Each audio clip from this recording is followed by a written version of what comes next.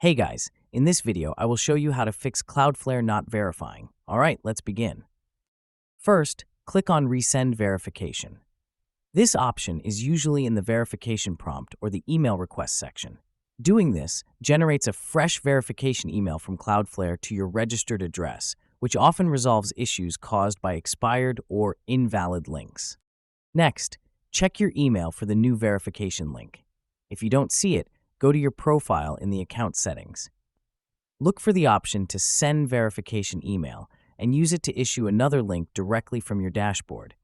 This ensures the system recognizes your request as valid. If the link still doesn't work, try using a different browser. Sometimes cached data or saved sessions can interfere.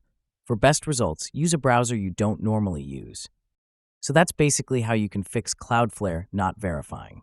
That's it for this video. Thanks.